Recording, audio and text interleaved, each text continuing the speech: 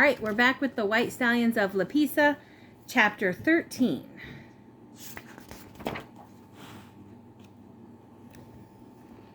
Sudden changes at home.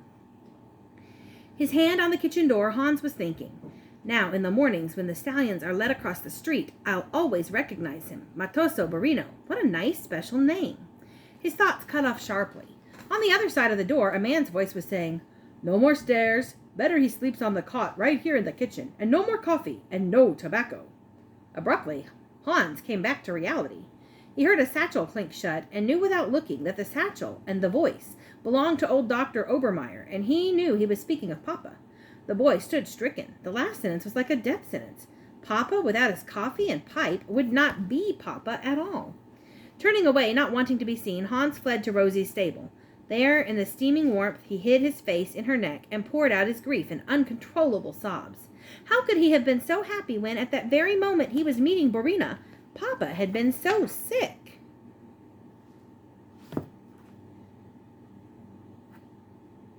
Later, it was only Papa who could comfort him.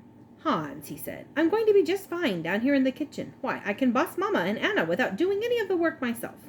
And we'll borrow another cot, and if I have a spell of dizziness, you'll be right here to give me my medicine," he smiled. "Hans," he said, "I love you, and you are all I have left of the future." It worked out just as Papa had said. Another cot was set up in the kitchen, head-to-head with Hans's, and often the man and the boy had whispered confidences in the dark before dropping off to sleep. Hans enjoyed this new companionship with his father. One night he said, "Papa, you'll never guess it, but I'm teaching Rosie to seek the bit and collect herself." "Ach, Hans, don't talk a foreign language to your Papa. It makes no sense. How can Rosie collect herself?" "It's hard to explain, Papa. You got to get her hindquarters under her body so she's collected and ready." "Ready for what?" "To walk or trot or whatever you want her to do." Herr Hop shook his head. He was puzzled but proud. He was beginning to realize that Hans's understanding of horses was more than a boy's hobby. "Hans," he said, "I was wrong, what I said about baker boys. For you there is more to life than the bakery business. It is useful, but this other, maybe you should do it. Don't be afraid, Hans. You keep on believing." As the days passed, Papa seemed to get better. As he grew stronger, Hans went on with his planning. Almost every Sunday he visited the imperial stables, and after the visitors were gone, the stable master often allowed him to brush Borina's already immaculate coat. Immaculate means perfectly clean. On weekdays, Hans worked with Rosie. He had found an old ramming rod from a muzzle-loading rifle, which he sewed... Sorry about that. We had a technical difficulty. Let's see. He had found an old ramming rod from a muzzle-loading rifle, which he sewed down the back seam of his jacket. This made him sit very straight when he drove Rosie, and it made him think about improving her way of going.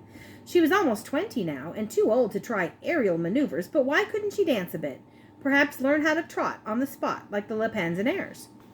He began working with her in the little stable yard behind the house, with Jacques and Papa watching. He tied Rosie between two wooden clothes posts. Then he pretended he was de Pluvinel, the great horse master of old, and that Jacques was the boy king of France. By explaining what he was trying to do, it seemed clearer in his own mind. "You see, Your Majesty, Rosie must lift each foreleg high and hold it in the air a moment before setting it down again." "Why must she?" "Because, Your Majesty, when you make your public appearances, she will look as if she is treading on air, and you yourself will appear magnificent." My phone does not want to stay in place today. All right, so here he is, working with Rosie. Here he is with his Papa. And here's working with Rosie some more. Jacques burst into laughter. "Rosie, walk on air?" Papa suppressed a grin. "De plume, or whatever your name is," Jacques commanded with arms akimbo. "Show us how." Hans was prepared. He had cut a birch switch one day when he was driving along the Danube Canal. Now he brandished it. Rosie was in no way disturbed, but Jacques screamed, "Don't hit her!" "Ch, Your Majesty, the switch is only a prompter. See? I touch it behind this knee, and it makes her lift her leg high. Now I do it to the other knee. See? Why is she tied up, Hans?" "I am not Hans, Your Majesty." "Well then, Mr. Horse Master, why do you?" "Because the posts help train her. They keep her from trotting forward or backward, so the only direction she can go is up. Now you see?" No, I don't see, Jacques said candidly. But Herr Haupt nodded. He did. In a matter of months, shaggy old Rosie could do a fair imitation of the collected trot. It was a sight to behold. People stopped in amusement to watch the elderly mare, her knee action high and energetic, but hindquarters dragging. Hans asked her to do it often, hoping that sometime Herr Hofrat at the riding school might spot them in the streets of Vienna and say, "Who is that boy who can teach an ordinary cart horse the movements of dressage?" And someone in the crowd would reply, "Why, sir, don't you know he is Hans Haupt, a horseman of great promise?" And Herr Hofrat would reply, "Send the boy around to me at once." But a whole year passed, and no word came. One early morning, when Hans was ready to carry out the bakery trays, his father said, "I am tired, so tired." And he slipped off into death like a fallen leaf drifting downstream. Anna's husband, Henry, came home from the army on the day of the funeral, as though word had somehow reached him. His 2 years in the service were over. The moment he dumped his bags on his father's cot, Hans disliked the man. He wore a clipped black mustache parted in the middle, and his hair was parted in the middle too, and lay flat and shiny on his head like patent leather. He had a way of smirking whenever Hans tried to speak seriously to him. "Little boy," he'd say, and he'd have an irritating way of slapping his thigh like an exclamation point to every remark. Henry took charge of the bakery as if it had been prearranged. Even Mamma accepted him and fell in with his plans.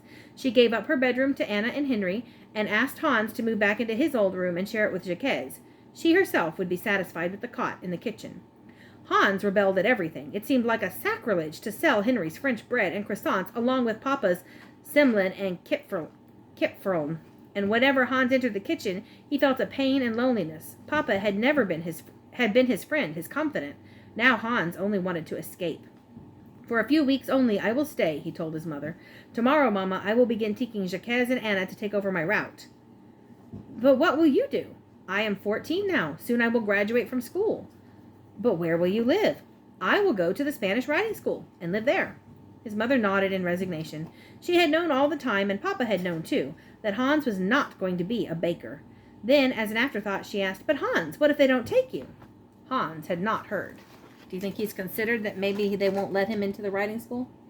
Here's Rosie learning to trot her feet up really high. And here is the brother-in-law come home to take over the bakery after being in the French army. Oh, and that's the end of our chapter.